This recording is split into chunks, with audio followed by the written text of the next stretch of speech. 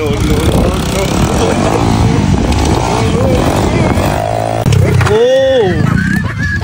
Did na. Oh, no. So, yan na muna sa ngayon. Aayusin natin yan. Tapos, sa pag-ayos natin, ito yung mga kailangan natin. Ito lang 5 na to ang kailangan natin. Tapos, support mula sa ating mga anak. Ayan. Let's go. Ito yung sample na magiging resulta ng gagawin natin. So, kita na wasak siya pero napagdugtong natin. Kaya ito naman yung nasa ilalim.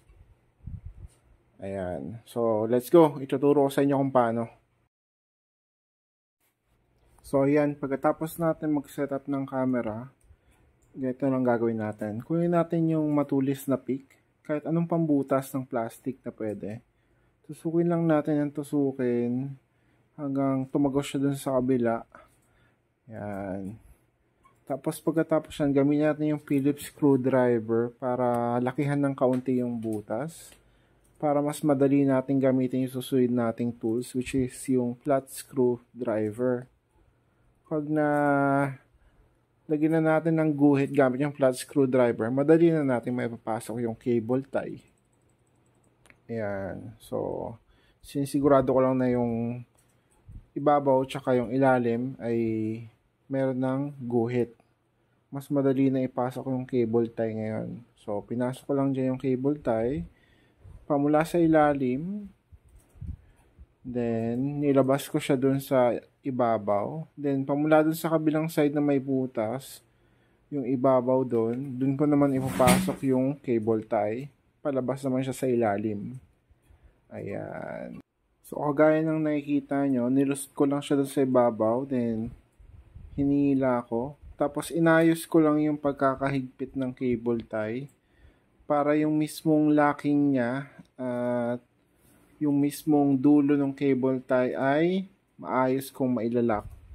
Once na ganyan ang itsura niya, ipasok nyo lang yung mismong dulo ng cable tie dun sa ulo niya, yung sa may mismong maglalak para sa kanya, tapos higpitan nyo lang. Kapag nahigpitan nyo na siya ng maayos, siguraduhin nyo lang na flat yung mismong surface nung plastic na pinagdugtong nyo. Tapos putulin nyo na ng cutter. Yan, kagaya yan. So maganda yung pag-aalapat natin. Hindi siya nakapatong dun sa kabilang plastic. Then, ang importante dyan, hindi mo kailangang gawin na magkakalapit yung mga nirepair mo ng cable tie. Mas okay na kaunti lang pero pulido yung gawa mo. Kasi yung sobrang dami tapos maluwag o lumalaylay naman yung pagkakagawa.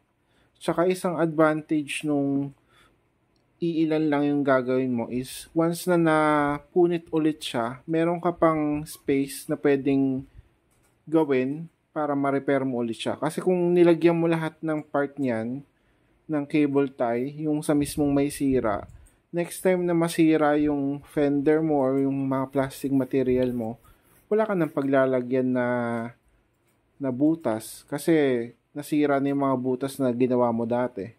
So, yan yung advantage na ilan lang yung gagawin. So, yan na guys. Ganyan siya ngayon. I-install na natin yung mismong rear fender natin. Set up lang natin yung camera. Makinig muna kayo ng music habang ginagawa ko ito ng mabilis.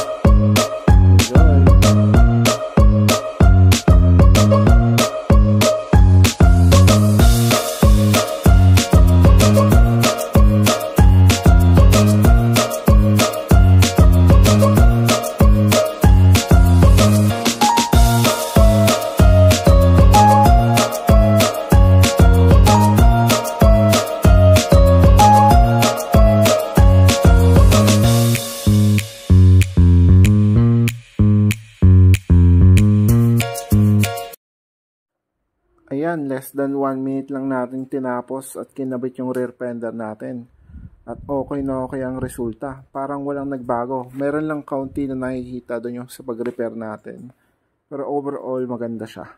I put my arm around, I saw you there, I'm unstoppable. I'm a puncher with no brakes. I'm invincible. This is how legends are made.